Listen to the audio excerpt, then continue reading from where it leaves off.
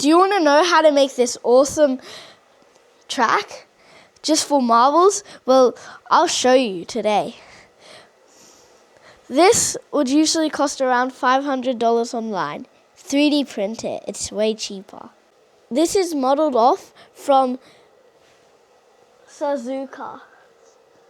Here's the track. We tried to copy it from here. We have a little spoon curve here.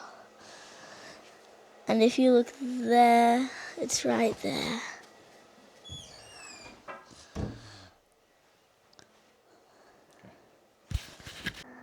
Hi, this is the guy that made the track. I'm not the guy, I'm your grandpa. Okay, he's the grandpa. Okay, and this is how we made the track. Okay, so what we did is we got a copy of the track off the internet, of course. This is a SUZUKA track in Japan, one of the most popular tracks. So we got that, and then I got a transparent film.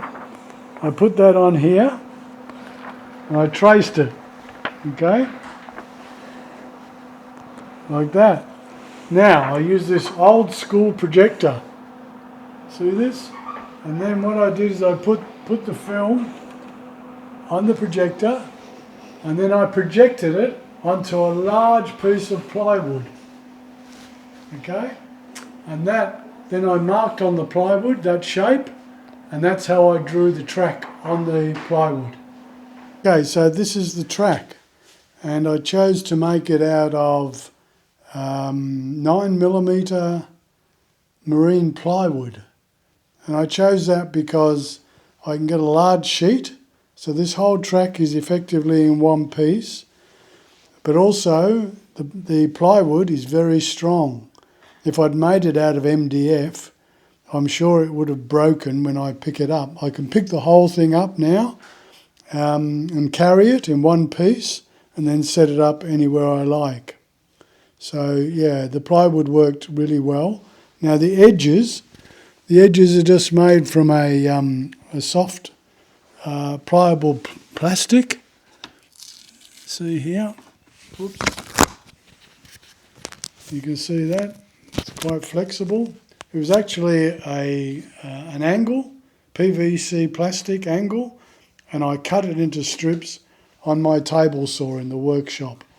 And then I've just screwed it onto the side of the track here.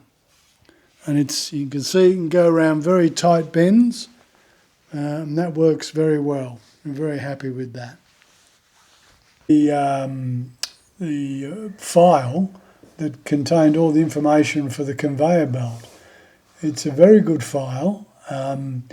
You can scale it up and down. You can use it for whatever application you have. Very neat design. Just have to print the form. And they just join together with a piece of filament, which I thought was very clever.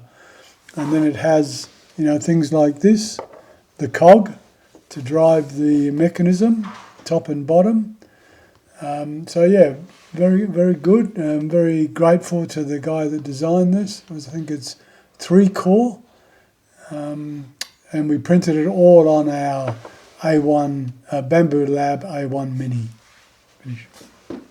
This is our Bamboo Lab A1 Mini. I think it's a budget machine, but it's very good, I have to say. It does everything that we need for our hobby stuff and making projects like this. We've got the AMS next to it there. So we've got 4 different colours. Very reliable, very good quality. Very pleased with it. Over here we've got the X1 carbon. This is my son's machine. It's bigger and better, and it we haven't had to use it on this project, but we do use it sometimes when we've got much bigger things to print. You open it here. See inside the cabinet there. It prints. Pretty whiz-bang machine, this one, and it's got a very extensive AMS. lot of choice. How many has it got? Eight different colours ready to go on that one, and more over here if you need it. So yeah, we're pretty well set up now. So what this is, this was just originally going to sit in the track, but that didn't work too well, so we've elevated it above the track so the ball, after the start, the balls can keep going around. And we've got this little mechanism here, the starter, where we just pull it and away they go. Off they go. All right. Then down here we've got a chicane. Here, Louis. We've got a chicane that we made on the printer as well. Sometimes they just go straight through. Yep. Like, let's see if this one can go straight through. Yep, that's good. And then down here we've got another obstacle. Louis, over here. Which is just another little thing just to, add a bit of interest to the whole thing. Now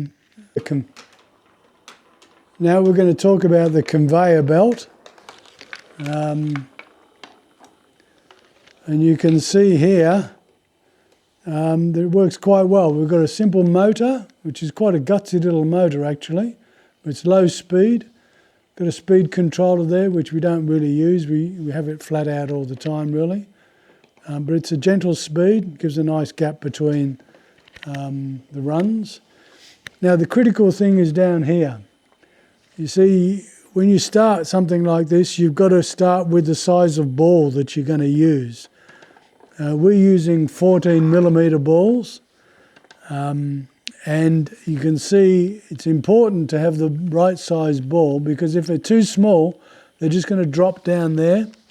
If they're too big, they'll jam up and it won't pick it up.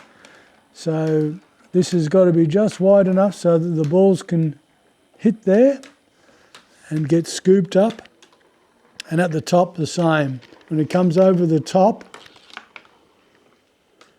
you can see it comes over the top and the conveyor goes back down and the balls get thrown off. Okay. Finish? Here's the marble run.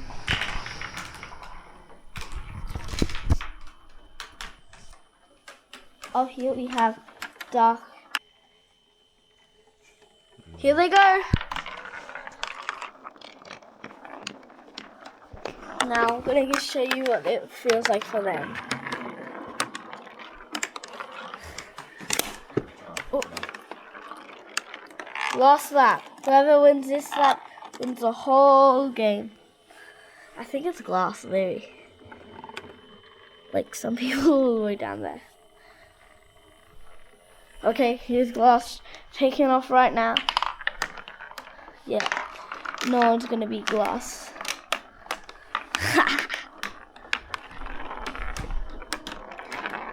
Takes through here, last lap, and glass wins. I enjoyed this thing a lot. Thanks for watching. Bye.